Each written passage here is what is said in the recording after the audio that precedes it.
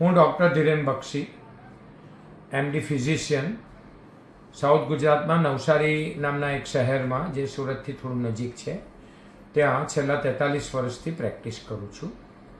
આઈ એમ basically MD consulting physician, પણ મારો મૂળભૂત ઇન્ટરેસ્ટ પહેલેથી ડાયાબિટીસ એટલે કે સુગરમાં છે. આ 14 નવેમ્બરે વર્લ્ડ ડાયાબિટીસ ડે છે. જેવી રીતે બધા જુદા જુદા દિવસો ઉજવાય તેમ 14 નવેમ્બર બાળ દિન પણ છે, જવાહરલાલ નહેરુની જન્મ જયંતિ.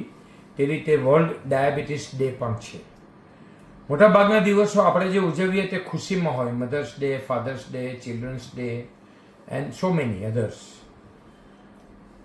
પરંતુ વર્લ્ડ ડાયાબિટીસ ડે એ કંઈ ઇટ્સ અ સેડ, એક દુઃખદ મારા માટે તો દિવસ છે.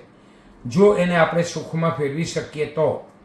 અધરવાઇઝ વર્લ્ડ ડાયાબિટીસ ડે અત્યારે તો આખી દુનિયામાં એક દુઃખદ દિવસ છે એવું હું પોતે માનું છું. વાય? બિકોઝ કે આજથી 4-5-6 વર્ષ ઉપર આખા દુનિયામાં સુનામી આવી, કોરોના નામની, અને એ સુનામી ધીમે ધીમે થંભી ગઈ. હવે હું જે જોઈ શકું છું, મને જે દેખાઈ રહ્યું છે, જે આંકડાઓ બતાવે છે, એવું કહે છે કે હવે ડાયાબિટીસની સુનામી આવી રહી છે. કેમ? કારણ કે આખા દુનિયામાં ડાયાબિટીસ ખૂબ જ માત્રામાં વધી રહ્યો છે. દરેક દુનિયાના જે કુલ, દાખલા તરીકે તમે 6 ડાયાબિટીસના પેશન્ટ લો, 6, તો એમાંથી એક ઇન્ડિયન છે, ભારતીય છે. એટલે કે ભારત દેશ વર્લ્ડ કેપિટલ ઓફ ડાયાબિટીસ થઈ ગયું છે. ચાલો આપણે એમ સમજીએ કે ડાયાબિટીસ મધ્યમ ઉંમરના માણસો 50, 60, 70 વર્ષનામાં થાય તો ઓકે. જો કે કોઈ ઉંમર બાદ નથી, દરેક ઉંમરે જ આપણી સ્વાસ્થ્ય સારું હોવું જોઈએ. પણ હવે જે પરિસ્થિતિ નિર્માણ થઈ રહી છે એ બહુ જ ગંભીર છે, બહુ જ ગંભીર છે. કારણ કે હવે બાળકો અને નાની ઉંમરના બાળકોમાં પણ એ ડાયાબિટીસ શરૂ થઈ રહ્યો છે. દાખલા તરીકે ભારત દેશની અંદર 10 થી 19 વર્ષની ઉંમરની વચ્ચે ડાયાબિટીસનું પ્રમાણ 0.6% છે. એટલે કે 1006 છોકરાને થાય, ખાલી 1060 છોકરાઓને થાય. પરંતુ ગુજરાતમાં એ 3% થઈ ગયો છે. એટલે કે દર 100 બાળકોએ 10 થી 19 વચ્ચેના 3%, 3 બાળકોને ડાયાબિટીસ થઈ રહ્યો છે. 10 થી 19 વર્ષની વચ્ચેના બાળકોને ડાયાબિટીસ છે કેવી રીતે ખબર પડે?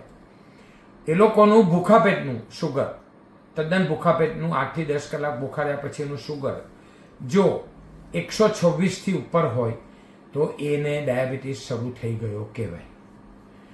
હવે બીજો એક શબ્દ છે જેને પ્રી ડાયાબિટીક કહેવાય, એટલે કે ડાયાબિટીસ થવાનો છે.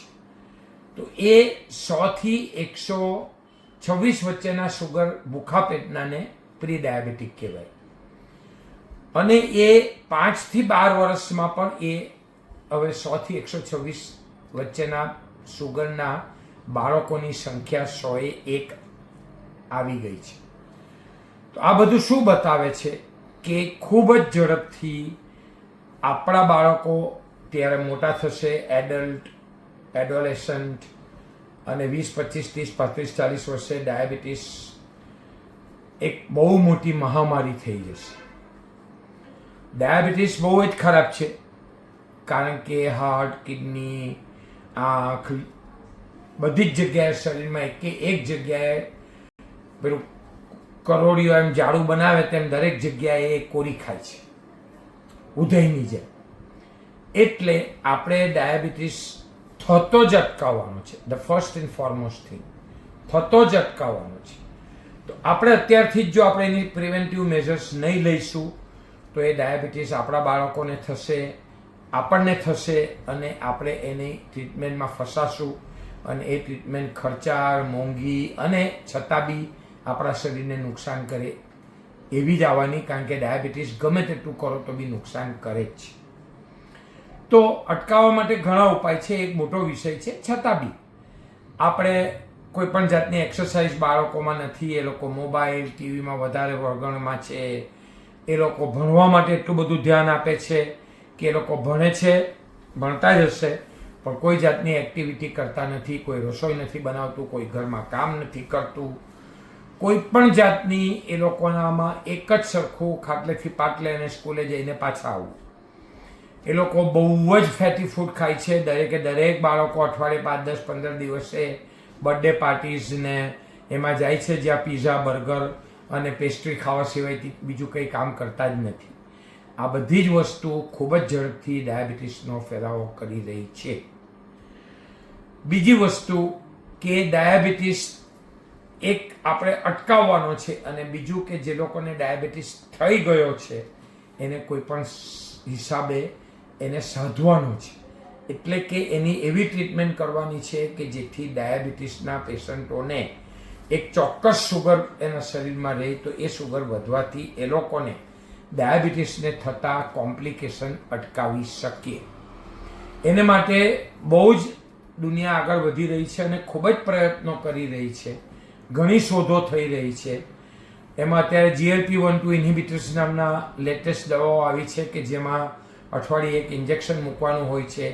એનાથી સુગરનું ઇન્સ્યુલિન બોડીમાં વધારે જરીને સુગર કંટ્રોલ થાય, તમારું વજન પણ ઘટે, ભૂખ ખૂબ ઓછી લાગે. પણ એ દવાઓ ખૂબ મોંઘી છે અને એક્સપેરિમેન્ટલ સ્ટેજમાં છે, એટલે આપણે અત્યારે કે બધામાં એ વાપરી શકીએ નહીં. 5 વાર વિચાર કરીને દવા અપાય. તે ઉપરાંત CGM કન્ટિન્યુઅસ ગ્લુકોઝ મોનિટરિંગ નામની એક ડિવાઇસ છે જેમાં 14 દિવસે લગાવવામાં આવે. કોઈ પણ જાતની સોય શરીરમાં લાગે નહીં, એક નાનકડી પટ્ટી લગાડેલી હોય.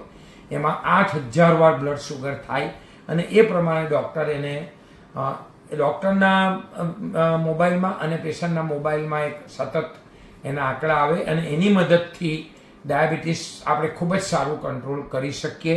જે ઉપકરણ મારી ક્લિનિકમાં ઉપલબ્ધ છે અને અમે રેગ્યુલર બેઝ પર બધા જ પેશન્ટોમાં હવે કરીએ છીએ. એ એટલું મોંઘું નથી. અને ત્રીજું આવે છે ઇન્સ્યુલિન પંપ, જે અત્યારે બહુ જ હાઈફાઈ છે અને ટૂંક સમયમાં જો એ ખૂબ સારી રીતે દુનિયામાં શોધાઈને આવે તો એ ઇન્સ્યુલિન એટલે એક જાતનો આર્ટિફિશિયલ પેન્ક્રિયાસ તમને બોડીમાં લગાવી દઈએ પંપ દ્વારા અને CGMની સાથે એટેચ કરીને સુગર કંટ્રોલ થઈ શકે. કહેવાનો ભાવાર્થ એમ છે કે સુગરને કંટ્રોલ કરવા માટે ઘણી બધી વસ્તુઓ થઈ રહી છે, પણ એને માટે આપણું મોટિવેશન જોઈએ. આપણે સુગર કંટ્રોલ કરવા માટે પ્રયત્ન કરવા જોઈએ. આપણે એમાં એમ સમજીએ કે હવે એમાં શું થવાનું, તો એ સુગર આપણને ભરખી જશે. અત્યારે ભારત દેશમાં 7 કરોડ લોકોને ડાયાબિટીસ છે અને આવતા 4-5 વર્ષમાં એ 10 કરોડ થઈ જશે. આપણે જો અત્યારથી સજાગ નહીં થઈશું તો એ કોરોના કરતાં બી વધારે ખરાબ રીતે આપણને ભરખી જશે, કારણ કે મારી નહીં નાખશે.